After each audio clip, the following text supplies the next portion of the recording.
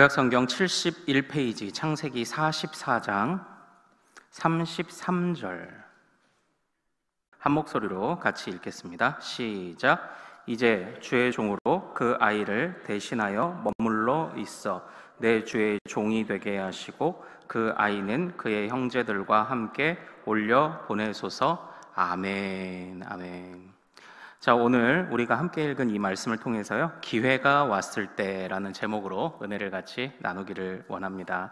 하나님께서 또 이 시간도 우리의 마음을 또 하나님의 말씀으로 또 충만하게 또 변화시키실 줄로 믿습니다. 한 여인이 있었습니다. 이 여인에게는 그 여인을 지극히 사랑해주는 남편이 있었어요. 그런데 무엇이 부족했는지 아니면 무슨 마음이 들었는지 이 여인은 외도를 하고 있었습니다. 바람을 피고 있었죠. 그런데 이 여인이 그 자신의 이제 그 바람을 피는 그 상대, 그 자신의 그 외도의 상대와 나름대로 자기들이 즐거운 시간을 보내고 있을 때 이 여인의 딸이 납치되는 사건이 벌어집니다.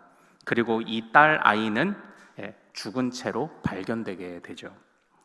나중에 이 여인의 진짜 남편이 이 사실을 알게 됩니다.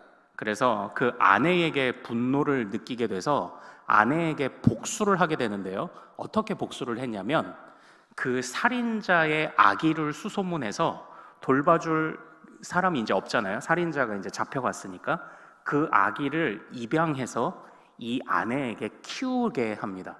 이게 그 남편의 복수였어요. 아내는 지금 바람을 피고 외도를 했습니다. 그리고 그 사이에 이 아이가, 원래 본래 딸아이가 납치가 돼서 살인범에게 살해를 당했습니다. 그리고 그 사람에게 복수하기 위해서 이 여인의 남편은 살인자의 딸을 데려다가 이 아내에게 안겨주었습니다. 그리고 이제 처음에는 이 살인자의 딸인 걸 모르고 이렇게 키웠을 것 아닙니까? 그러다가 어느 날 이 남편이 이 아이가 바로 우리의 진짜 딸아이를 죽인 살인자의 아기라는 것을 밝혀요. 그때 이 사랑을 쏟았던, 잃어버린 딸 대신에 사랑을 쏟았던 아이가 살인범의 아이라니. 그래서 이 아내가 그때 절망하게 되고요, 그 사실을 알게 됐던 이 살인범의 딸, 그 딸도 결국은 자살하는 것으로 이야기가 끝납니다. 여러분들 기억나십니까? 이 이야기는요, 1964년에 발표된 미우라 아야코의 빙점이라는 소설의 내용입니다. 빙점이라는 소설. 이 빙점이 뭔가 찾아봤더니요, 이게 어는 점, 그러니까 물이 어는 점이 있잖아요.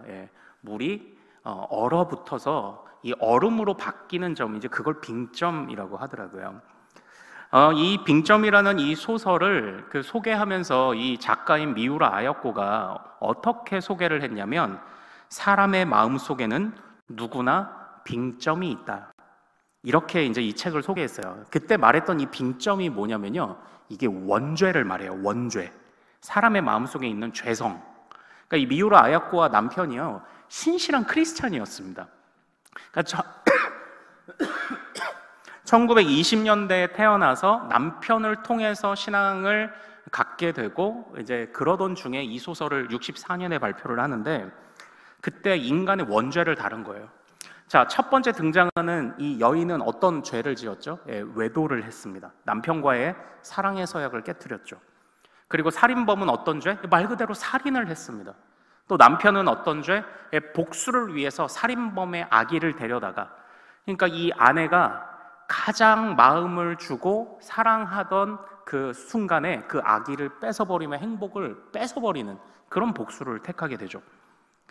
결국은 그 끝에 이 살인범의 원래의 자식이었던 이 아기는 스스로 생을 마감하게 되는, 정말 이런 막장 드라마가 없는 그런 이 소설의 제목이 이제 바로 빙점입니다. 빙점. 사람의 마음속에는 누구나 빙점이 있다. 사람의 마음속에는 누구나 원죄가 있다. 지금 우리는 사실 올해 들어서요, 야곱에서부터 지금 요셉의 이야기까지를 살펴보고 있습니다. 그런데 이 야곱은 어떤 사람입니까? 이스라엘의 조상이 되는 사람이죠. 그리고 요셉은 어떻습니까? 이 이스라엘을 구원하는 이야기입니다. 그러나 그 이야기가 결코 수월하게 흘러오지 않았습니다. 수많은 음모와 배신과 그 안에서의 배반과 속상함, 상처, 수많은 악한 것들이 얽히고 설켜 있는 것이 바로 이 야곱 그리고 이 요셉에 관한 이야기가 흘러오는 하나의 줄기였어요. 그들의 조상들은 어떤가요? 아브라함은 어떻습니까? 아브라함은요, 자신의 목숨을 부지하기 위해서 아내를 누이라고 팔아먹었던, 그래서 애굽왕 바로에게 첩으로 넘길 뻔했던 사람입니다. 그 아들 이삭도 리브가를 그렇게 넘길 뻔했었습니다. 사람의 마음속에는 누가 있다고요? 무엇이 있다고요? 원죄가 있습니다. 그러니까 어떻게 보면 에덴 동산에서 추방된 이후에 벌어지는 이 창세기의 모든 역사는 인간 속에 죄가 있음을 처절하게 보여주는 역사였던 거예요. 요셉도 그러하고 야곱도 그러했죠. 야곱은 형에게 가야 할 그 장자의 권한을 빼앗았고 엄마와 공모해서 빼앗았죠. 그리고 또 요셉은 어떻습니까? 또 요셉은 그 형들이 요셉을 팔아버리는, 바로 이 형제끼리 배신하는 그 이야기의 직접적인 피해자가 되지 않습니까? 이래서 이 원죄가 참 얼마나 심각한지, 그러니까 사람이 이끌어가는 역사가 얼마나 심각한지 보여주는 게 이제 이 야곱, 요셉 또는 전체적인 창세기의 이제 이 역사입니다. 그런데 사랑하는 여러분, 오늘 우리가 읽은 말씀은요, 어떻게 보면 그동안 흘러져 오던 이 답답했던 이야기가 이제 조금씩 해소되는 그런 지점입니다. 그 조금 답답했던 그 이야기가 조금씩 해소되면서 그 안에서 하나님이 어떻게 개입하시고 일을 하시게 되는지를 보여주는 그런 본문이에요. 그래서 오늘 우리가 읽은 것은요, 이 44장이지만 45장까지 약간 같이 아울러서 오늘 좀 생각해 보려고 합니다. 오늘 역시나 이 이야기의 핵심 이야기의 등장인물은 그러니까 요셉입니다. 요셉을 중심으로 서술되고 있습니다. 그런데 이 요셉은 어떻습니까? 이 요셉이 45장에 가면 이렇게 고백합니다. 이제 형들을 만나게 되고, 형들은 알아채지 못했지만 이 요셉은 흉년 중에 양식을 사러 온 형들을 알아채고 그 형들에게 먹을 것도 대접했다가, 또는 그 형들에게 억울한 누명을 씌워서 옥에 갇히게도 했다가, 이런 옥신각신하는 일이 벌어져요. 처음에 이 형들이 양식을 사러 왔을 때 그때 이 요셉이 이렇게 말합니다. 너희는 정탐꾼이구나. 그래서 너희의 진실을 증명해라. 그랬더니 이 형들이 자기도 모르게 구구절절 말합니다. 저희는 야곱이라는 자의 아들이고 원래는 12아들이고 지금 우리가 10명밖에 없는 이유는 한 아들은 먼저 죽었고, 이게 요셉을 이야기하는 거죠. 그리고 막내는 지금 아버지의 품에 있나이다 라고 졸지에 말해버려요. 그 이야기를 듣고 이 요셉이 마음이 아프지만 무슨 뜻이 있었는지 그 형들과 함께 이제 옥신각신하는 일이 벌어져요.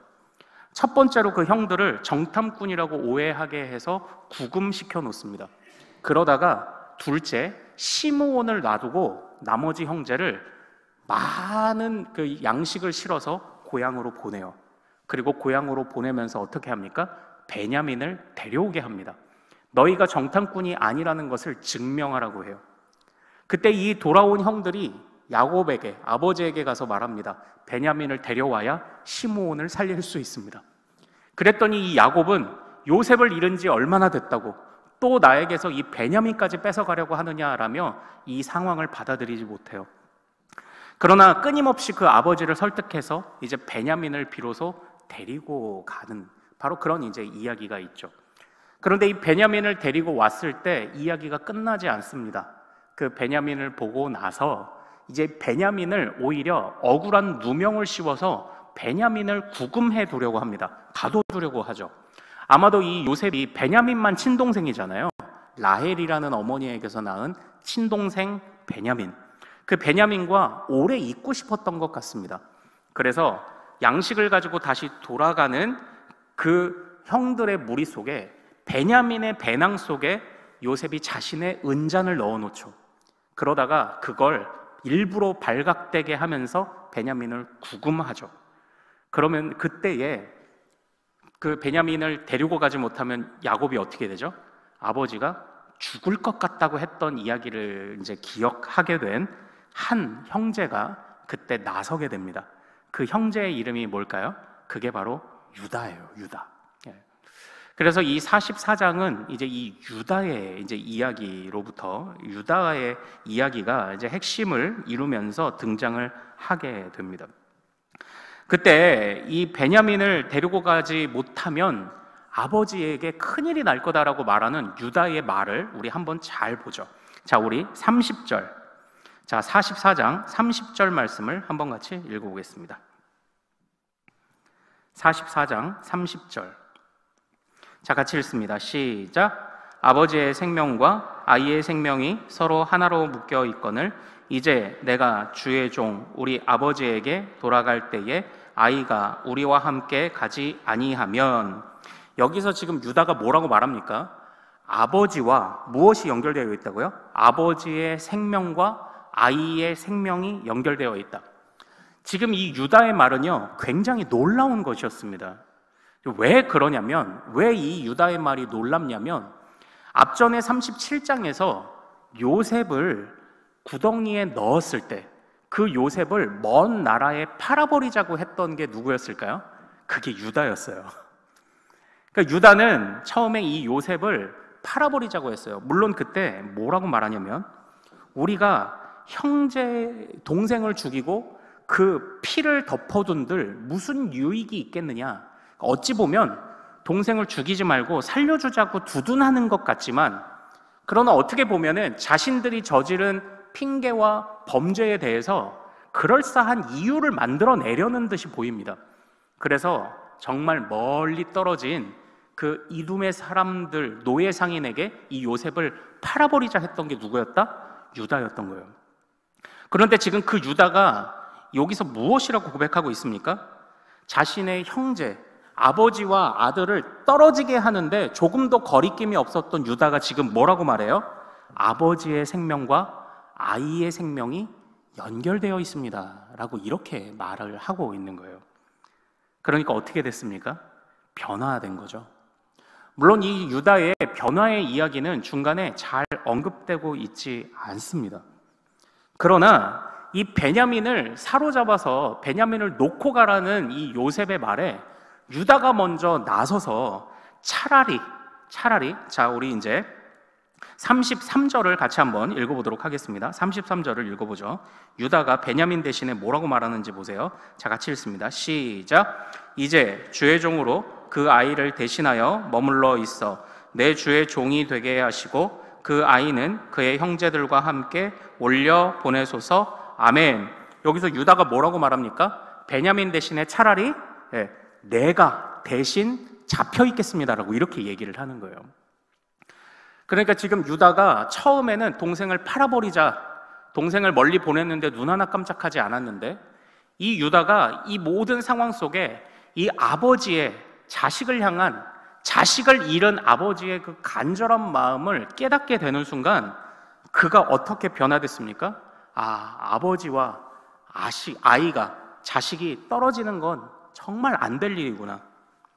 그리고 특별히 이 아버지가 사랑했던, 이미 한 형제를 잃어버렸던 베냐민 막내를 이곳에 남기고 가는 것은 정말 못할 짓이구나라는 것을 깨달으며 자기가 남아있겠다고 얘기를 하는 거예요. 나를 차라리 가둬달라라고 이렇게 이야기를 합니다. 이렇게 이야기를 한 끝에 결국 어떤 일이 벌어집니까? 우리 45장 7절로 가겠습니다. 45장 7절입니다. 자, 45장 7절 같이 읽습니다. 시작. 하나님이 큰 구원으로 당신들의 생명을 보존하고 당신들의 후손을 세상에 두시려고 나를 당신들보다 먼저 보내셨나니 아멘. 아멘. 지금 이 요셉이 뭐라고 말합니까? 지금 요셉이 나 사실은 요셉이에요 형님, 이걸 밝힌 겁니다. 그리고 두려워하는 형들을 향해서 뭐라고 말합니까? 두려워하지 마십시오. 이 모든 일을 하나님이 이루신 것입니다 라고 그렇게 고백을 해요. 우리는 정말 이 요셉의 고백이 너무나도 놀랍다는 것을 어느 누가 봐도 부인할 수 없습니다. 그러나 이 요셉과 같이 우리가 용서할 수 있을까에 관해서도 고민을 합니다. 하지만 이 요셉의 용서는 분명 대단한 것이지만 그 요셉의 용서에게 좋은 그 원인을 제공했던 게 뭐라고요? 사실은 유다의 결단이에요. 그 요셉의 마음을 움직였던 원인이 되었던 게 뭐라고요? 달라진 유다의 결단이에요.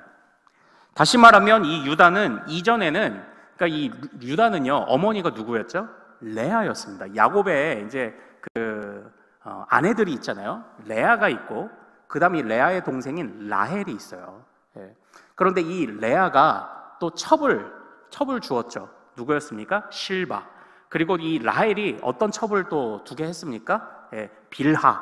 이래서 이 4명의 이제 그 아내를 데리고 있었는데, 이 유다는 누구의 아들이었다고요? 레아의 아들이었어요. 루벤, 시므온, 레위, 유다. 이렇게 4명이 이제 그 레아의 자식이었던 거죠.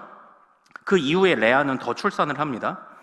그런데 다시 말하면 이전에 어떻게 보면 유다가 이 요셉을 팔아버리자라고 했을 때는요, 자기 어머니와의 서로의 대결 관계를 알았을 거라고요. 레아의 자식이 지금 라헬의 자식인 요셉을 팔아버리는 데에 눈 하나 꿈쩍 안 하고 팔아버렸던 사건입니다. 그런데 이 유다가 요셉 앞에서 이제는 베냐민을 지켜야 합니다, 차라리 내가 머물겠습니다 라는 말을 함을 통하여서 지금 이 레아의 아들과 라헬의 아들이 화해를 하게 되는 지금 이런 일이 벌어지고 있는 겁니다. 그때의 요셉의 마음이 어떻게 됐다고요? 요셉의 마음이 녹아내렸던 거예요. 그러니까 이 하나님께서 이 요셉으로 하여금 정말 요셉과 같이 우리도 용서합시다, 요셉과 같이 우리도 하나님의 선하신 뜻을 가지고 이해하며 우리도 이해합시다, 그것도 좋은 교훈이 되겠지만 우리는 사실은 이 유다를 그냥 지나쳐선 안 됩니다. 이 유다가요, 달라졌습니다. 이 유다가, 안 그러던 유다가 변화되었습니다. 어떻게 보면 이전에 이 유다는요, 사실은 요셉을 살릴 수 있는 기회를 한번 놓친 사람과도 다를 바가 없어요. 다른 형들이 구덩이에 요셉을 넣었을 때 그때 오직 루벤, 첫째 형만이 그를 해하지 말라고 이제 했었어요. 근데 그때 만약 이 유다든지, 그러니까 루벤, 시므온, 레위, 유다, 자기 친형제잖아요. 이 유다가 그 첫 번째 형님 루벤을 조금만 거들었더라면 아마 요셉은 이렇게까지 오지 않았을 수도 있습니다. 어떻게 보면 지금 요셉을 살릴 수 있는 기회를 한번 잃어버렸던 이 유다가요, 이제는 이 베냐민을 잃어버리게 될 것 같은 이 나쁜 기회가 되었을 때 이제는 자신이 나서기를 시작했던 겁니다. 변화되었어요. 이전에는 사람을 살릴 수 있는 기회가 왔어도 무시했던 유다가 이제는 사람을 살릴 수 있는 기회가 왔을 때 그 기회를 놓치지 않는 사람이 되었다라는 것이 바로 이제 이 유다의 모습이죠. 그래서 이 유다의 모습을 통해 요셉도 분명히 그 마음이 움직였던 바로 그런 이유가 있을 거예요. 사실요, 우리가 읽었던 이 45장 7절과 같이 이 요셉의 이런 변화는요, 사실 이런 용서가 어떻게 가능하겠습니까? 여러분들은 아마 많은 사람들을 용서해보고도 하셨던 경험이 있겠지만 여러분이 하셨던 용서 중에 가장 큰 용서는 무엇인가요? 사실 저는 제가 한 용서 중에 가장 큰 용서라는 게 생각을 해봤는데 잘 기억이 안 나요. 그러니까 이렇다하게 큰 용서가 없었나 봅니다. 여러분들은 어떠신가요? 사실 이러한 용서는 하나님이 하실 수밖에 없어요. 그러니까 이 요셉이 사실 이 형들과 옥신각신하는 이야기 중에 하나님이 주셨던 꿈을 계속 떠올리는 장면들이 등장을 합니다. 그러므로 하나님께서 이 모든 상황을 그가 옥에 갇혔을 때 아니면 보디발의 집에 있을 때도 그랬던 것처럼 하나님이 주어가 되고 계시다는 사실을 이 요셉이 계속 깨닫고 있었던 것은 분명해요. 그리고 하나님이 이런 마음을 주셨기 때문에 이 요셉이 형들을 원망하는 게 아니라 오히려 이 모든 일은 하나님이 계획하신 것이다라고 그 마음을 서로에게 그냥 허심탄회하게 품고 그들을 끌어안았던 것처럼 이런 일은 사실 하나님의 능력이 아니면 절대 할 수 없는 그런 일입니다. 그러나 하나님은요, 한 사람을 들어 사용하시기도 하지만요, 그 한 사람을 변화시키기 위해 또 다른 한 사람의 변화를 사용하시기도 합니다. 그게 우리가 이 유다의 이야기를 가볍게 넘겨서는 안 되는 바로 그런 이야기였어요. 이 유다를 조금만 더 살펴볼까요? 사실 이 37장에 보면요, 유다에게 굉장히 그 부끄러운 그 전에 잠시만요. 37장은 요셉을 판 이야기고 38장입니다. 38장에 보면 이 유다에 관한 부끄러운 이야기가 하나 사실은 뜬금없이 등장을 했습니다. 그 이야기가 어떤 이야기입니까? 바로 유다와 다말에 관한 이야기입니다. 다말은 누구였습니까? 다말, 유다의 며느리였습니다. 그런데 다말은 어떤 아기를 낳았죠? 유다의 아기를 낳았어요. 이게 무슨 일입니까? 유다는 이 다말의 시아버지였습니다. 그런데 이 유다가 다말에게서 아들을 낳았습니다. 이게 어떻게 된 일이죠? 유다에게 그 자식들이 있었어요. 그리고 첫째 아들 베레스라는 아들이 있었고 둘째 아들 세라라는 아들이 있었는데, 이 베레스가 다말이라는 여인과 결혼을 했는데 베레스가 죽어요. 그러면 어떻습니까? 이 시아버지가 본래대로 한다면 이 남은 며느리를 둘째 아들에게 주어야 돼요. 근데 둘째 아들에게 주었습니다. 그러나 이 둘째가 형수와 결혼하기를 싫어해서 하나님이 그를 치셨습니다. 그럼 이제 어떻게 합니까? 그 다음에 이제 그 다음 셋째 아들에게 이 며느리를 주어야 되는데, 바로 이 유다가 그것을 까맣게 잊어버립니다. 그리고 시간이 한참 지나고 양의 털을 깎는 축제날에 이 유다가 흠씬 취해 있을 때 더 이상 이런 상황을 두고 볼 수 없었던 다말이 마치 몸을 파는 여자와 같이 분장을 하고 자신의 시아버지인 유다를 유혹하죠. 그리고 하룻밤을 보낸 이후에 징표를 달라고 이야기를 해요. 도장과 끈과 지팡이라는 징표를 달라고 요청을 하고, 그리고 그 다음에 이 집안에서 난리가 난 거예요. 지금 수절하고 있는 이 과부가 임신을 해갖고 온 겁니다. 그래서 이걸 추궁할 때 자신에게 정인의 증표가 있다고 드러냈는데, 그 도장과 끈과 지팡이가 누구의 거였나요? 시아버지 거였어요. 그게 유다가 바로 그런 사람이었습니다. 유다가 바로 그런 사람이에요. 그래서 그 유다가 바로 이렇게 어찌 보면은 이 유다라는 사람은요, 그 며느리조차도 돌보지 못하는, 마땅히 해야 할 도리조차도 다 하지 못하고, 그리고 몸을 파는 여자에게 스스럼 없이 들어가는, 또 징표를 달란다고 또 주는, 이제 이런 미련한 사람이었다라는 겁니다. 그런데 그런 유다가 어떻게 됐다고요? 지금 베냐민을 위해 자신의 목숨을 내놓는 결단을 하는 그런 사람으로 바뀌었다라는 것입니다. 네, 이런 유다의 변화에 있어서 표면적으로는 그 아버지 야곱의 간절함이 있었을 거예요. 그러나 분명히 이 유다의 마음도 이제 하나님이 움직이게 하셨다라는 거죠. 사랑하는 여러분, 저는 이제 오늘 이 말씀을 이제 읽으면서요, 참 이 요셉의 변화 대단하다.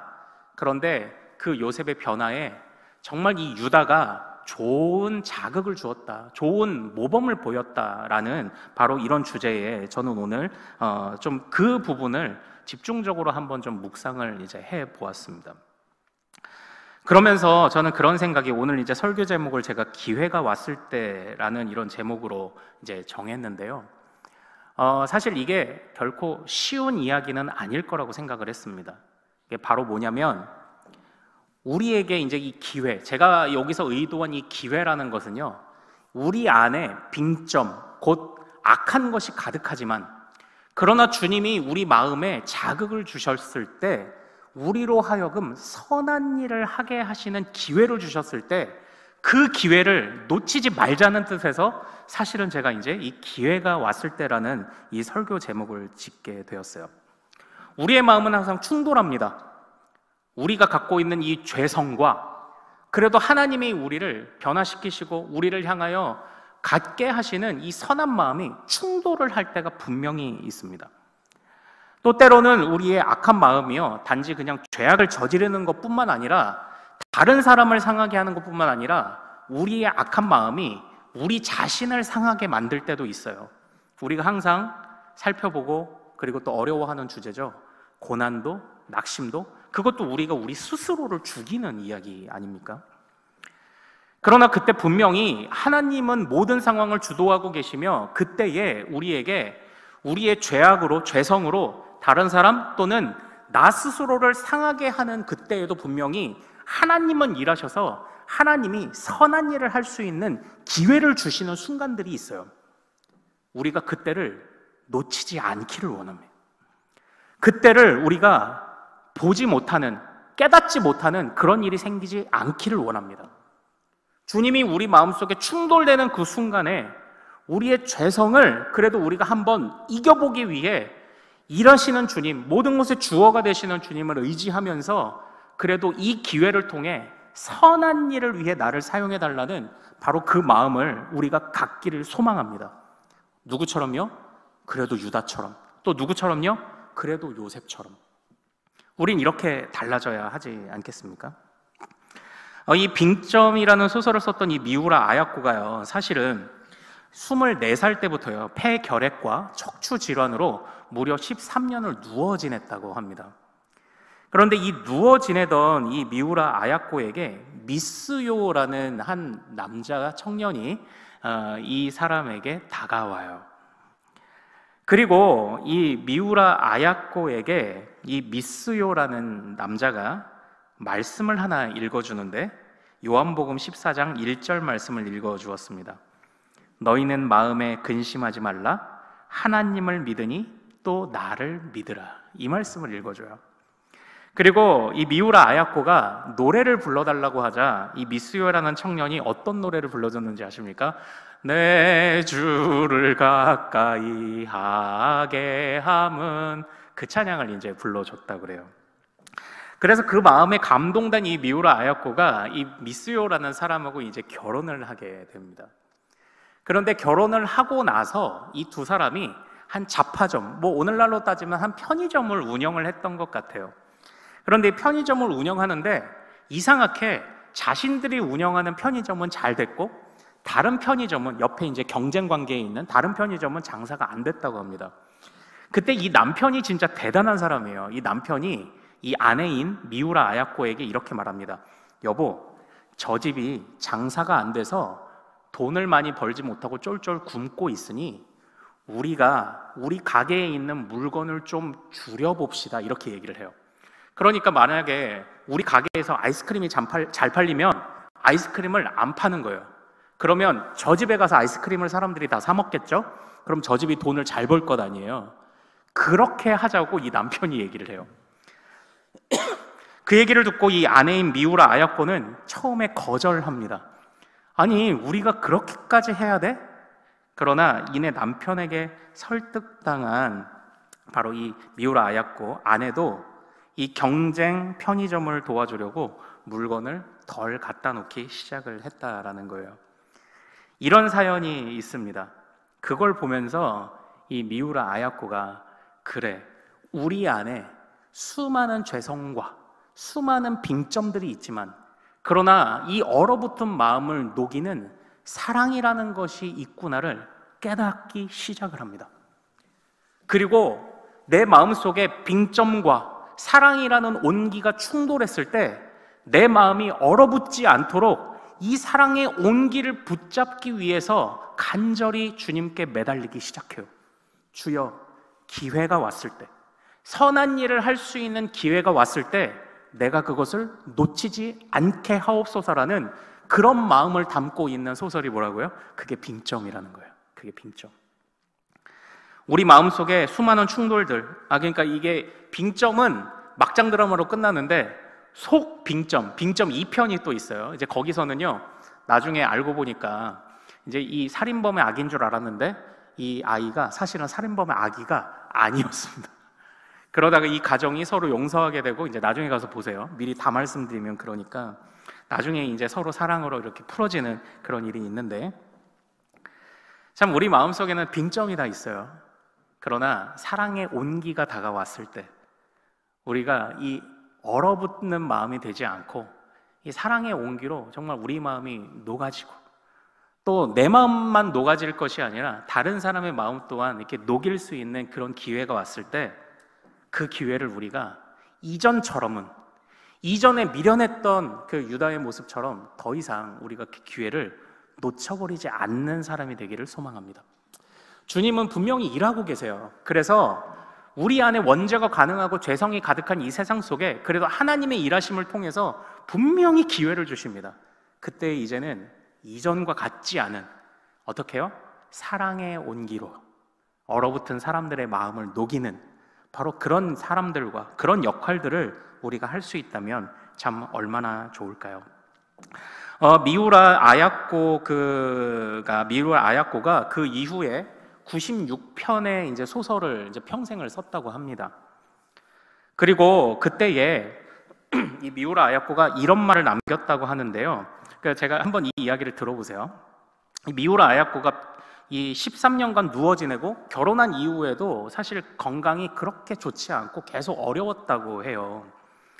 그런데 이 미우라 아야코가 마음속에 있는 빙점, 얼어붙는 지점이 아니라 이 하나님으로부터 말미암는 사랑의 온기를 깨달은 뒤에 이 사람이 어떻게 고백하는지 이 유명한 말이 있거든요. 한번 들어보세요. 아프지 않으면 드리지 못할 기도가 있다. 아프지 않으면 듣지 못할 말씀이 있다. 아프지 않으면 접근하지 못할 장소가 있다. 아프지 않으면 우러러 뵙지 못할 얼굴이 있다. 아프지 않으면 나는 인간일 수 없다. 이렇게 고백을 했다고 합니다. 그러니까 이 미우라 아야코에게 있어서는요, 이게 자기가 평생 아파봤잖아요. 평생 아프고 원망도 해봤고 그렇게 해봤는데, 그런데 그 순간마다 자기 마음속에 있는 빙점을 집중하면 아파서 서럽고 스스로가 스스로를 죽이죠. 아파서 서럽고 내 마음 약해지고 낙심하고, 그리고 왜 내가 다른 사람들을 왜 도와줘야 하냐고 그냥 나만 알고 살았을 텐데, 그런 상황 속에서 주님이 주시는 온기를 깨닫는 순간부터 아팠지만 그랬기 때문에 남들이 하지 못하는 기도를 내가 했습니다. 아프지만 그러나 이전에는 들리지 않던 말씀이 들리기 시작했습니다. 아팠지만 그러나 내가 비로소 하나님의 얼굴을 보기 시작했습니다. 내가 아픔으로 인해서 나는 하나님 앞에 진짜 인간이 되어 갔던 것 같습니다. 이렇게 이제 미우라 아야코가 고백을 했던 겁니다. 그래서 일본에 가면 이 미우라 아야코 기념관이 있대요. 나중에 혹시 한번 기회가 되시면 한번 가보십시오. 거기 그 기념관에 요한복음 12장 24절 이 말씀이 쓰여 있다고 합니다.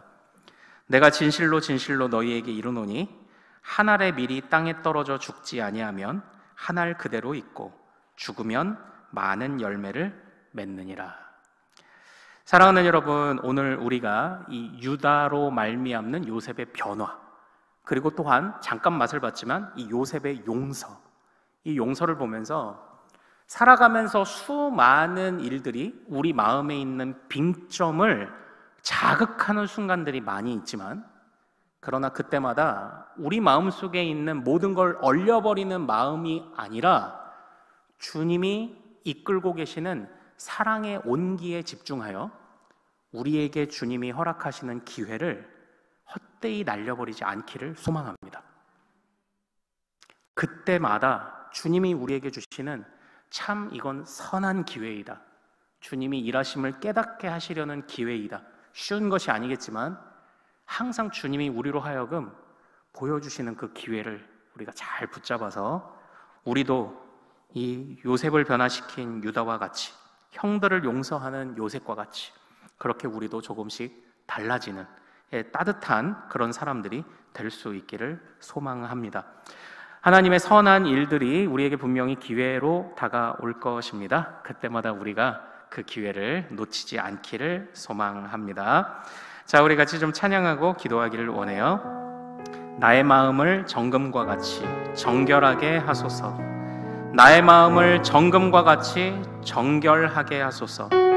나의 삶을 드리니 거룩하게 하소서. 우리 같이 찬양하겠습니다. 나의 마음을 정금과 같이 정결케 하소서. 나의 마음을 정금과 같이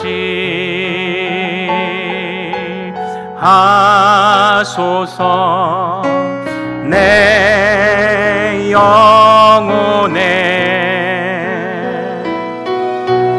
한 소망이 있으니 주님과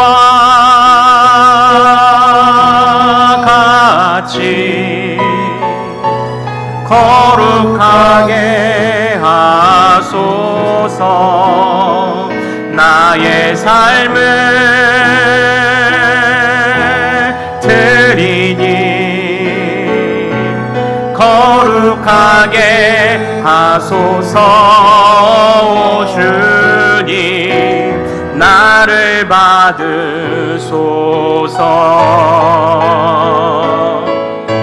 나를 받으소서.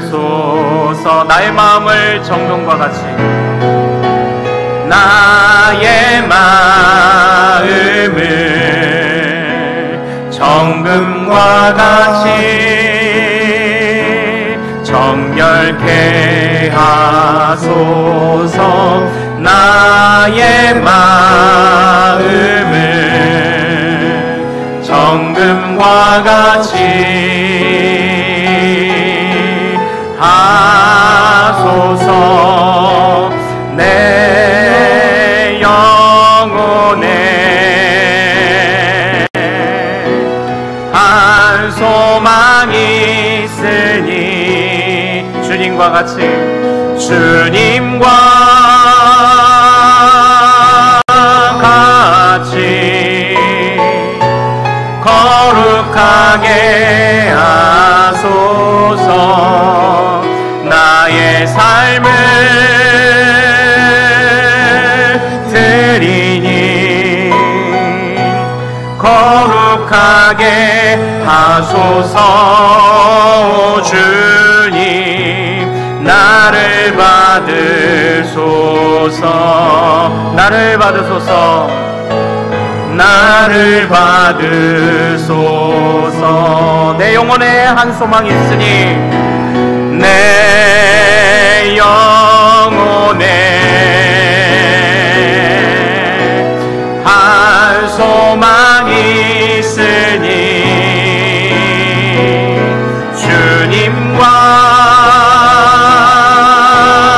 같이 거룩하게 하소서. 나의 삶을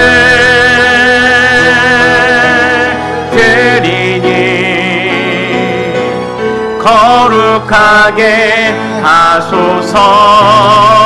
주님 나를 받으소서. 나를 받으소서. 나를 받으소서. 내 영혼에 한 소망이 있으니 내 영혼에 한 소망이 있으니 한 소망이 있으니 주님과 같이 거룩하게 하소서. 나의 삶을 드리니 거룩하게 하소서. 주님 나를 받으소서. 나를 받으소서. 나를 받으소서.